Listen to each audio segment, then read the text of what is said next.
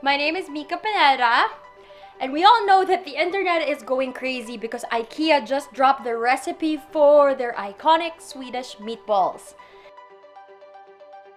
Thing is, it's in grams, and I know that a lot of you don't have kitchen scales at home, so I've made it easier by using cups and teaspoons and all that in the measurements, and also using ingredients in your kitchen that are readily available. So I'm starting with 3/4 kilo of purely ground beef, but the Ikea recipe actually calls for half a kilo of beef and 1/4 of pork, but this is what's readily available. So use what you have in your pantry.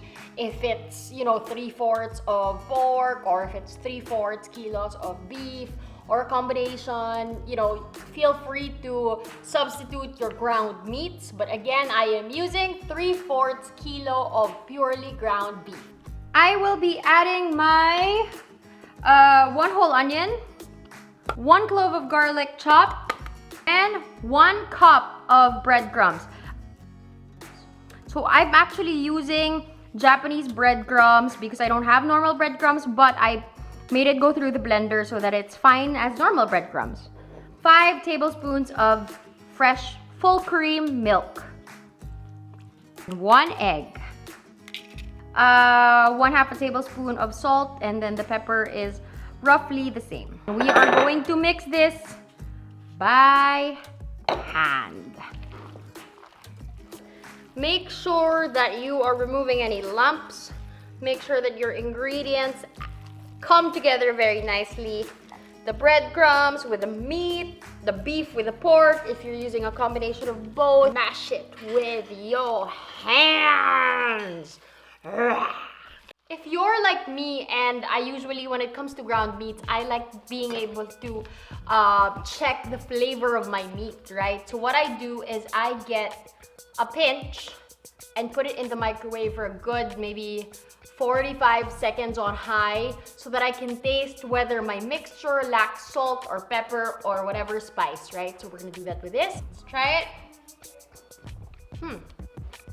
That's about right. So now we are going to make some balls. You're gonna use your hands and you are just going to ball it like this. We balling right now, and this is about, I would say, 3 tablespoons big, like a golf ball, or a little bit bigger than a golf ball, because you have to remember that this is going to shrink when you cook it, because that's how meat works. Depending on how lean your ground meat is, that's how much shrinkage it is prone to also. That recipe made 18 beautiful meatballs that are all not practicing social distancing.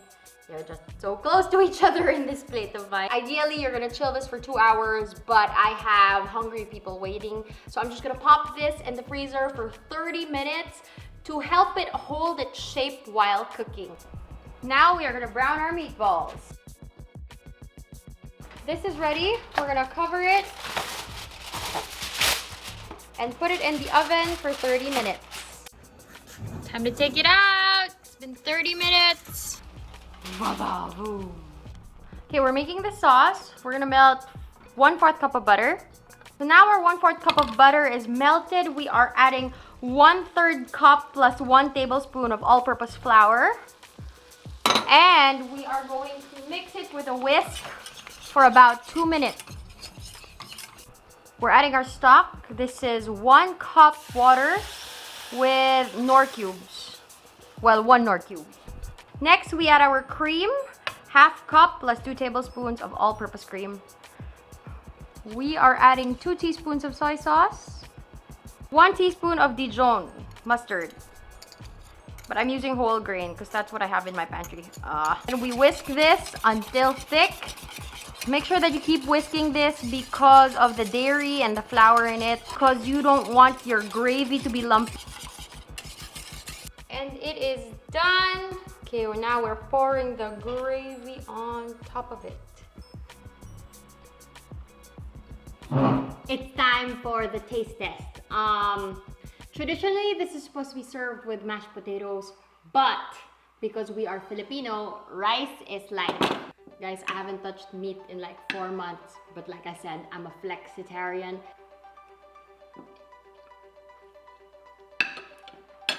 Wow.